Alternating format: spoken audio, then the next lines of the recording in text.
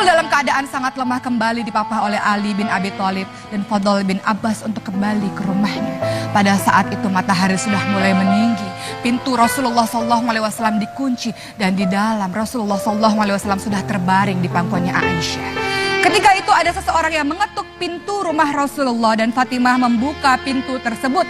Dan sang laki-laki tersebut berkata kepada Fatimah, "Aku ingin bertemu dengan ayahmu." Apa kata Fatimah? "Tidak bisa wahai pemuda, ayahku sedang sakit." Fatimah lalu menutup pintu tersebut dan kembali kepada sang ayah. Kata Rasulullah SAW sambil menatap wajah Fatimah seakan-akan wajah itu ingin dikenangnya seumur hidupnya, mengatakan, "Wahai Fatimah, sesungguhnya yang datang adalah malaikat maut. Malaikat maut hendak mengambil nyawaku pada hari ini." Fatimah sudah tidak tahan lagi dan terseduh-seduh dalam tangisannya. Lalu malaikat maut itu masuk ke rumahnya Rasulullah SAW. Dalam keadaan lemah, Rasulullah SAW bertanya kepada malaikat maut, "Di mana malaikat Jibril? Aku tidak pernah melihat malaikat Jibril selama ini. Di mana dia? Kenapa tidak hadir pada hari ini?" Malaikat Jibril pada akhirnya pun datang menemui Rasulullah SAW dan dalam keadaan yang berbaring dan lemah Rasul berkata pada malaikat Jibril, "Wahai malaikat Jibril, tolong beritahu kepadaku apa hakku, apa yang akan aku dapatkan." Apa yang dikatakan oleh malaikat Jibril? "Wahai kekasih Allah, ketahuilah bahwa seluruh malaikat telah menunggumu di pintu-pintu langit, wahai Rasul. Ketahuilah bahwa surga, pintu-pintu surga telah dibukakan untukmu, wahai Rasul." Tapi apa jawaban Rasul? "Lalu bagaimana dengan umatku? Ketika aku pergi nanti bagaimana dengan umatku?" kata Rasul. Kemudian malaikat Jibril mengatakan, "Siapa yang mencintaimu, siapa yang mengikuti sunnahmu akan bersama denganmu di surga Allah, wahai Rasulullah." Kemudian yang terjadi adalah malaikat Israel mulai mengambil nyawa Rasulullah perlahan-lahan dari kakinya, perlahan-lahan ditariknya. Kemudian Rasulullah SAW mengatakan, "Wahai malaikat maut, dahsyatnya sakaratul maut ini. Sakit sekali sakaratul maut ini. Kalau aku tahu rasanya seperti ini, tolong timpakan seluruh rasa sakit sakaratul maut seluruh umatku kepadaku, wahai malaikat maut. Aku tidak ingin mereka merasakan kesakitan yang amat dahsyat seperti ini." Ketika dalam keadaan seperti itu, malaikat Jibril memalingkan mukanya dan Rasulullah SAW berkata pada malaikat Jibril lagi, "Malaikat Jibril, apakah engkau tidak mau melihatku? Jijikkah engkau melihatku sampai engkau memalingkan wajahmu, tidak mau menghadapku?" Apa yang dikatakan oleh malaikat Jibril?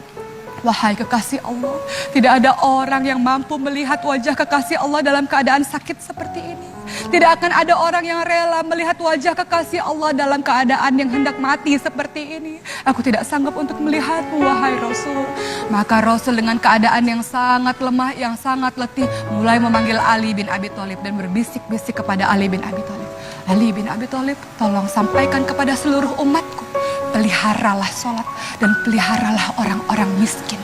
Dalam keadaan mulai satu persatu nafas Rasulullah SAW tersengal-sengal dan seluruh orang sudah mulai menangis, Rasulullah berbisik dengan lemah, "Ummati, ummati, ummati, ummati, ummati, ummati." Rasulullah SAW memikirkan keadaan kita, keadaan umatnya sepeninggalan Rasulullah SAW. Apakah taat kepada Allah atau maksiat di jalan Allah Subhanahu wa Ta'ala?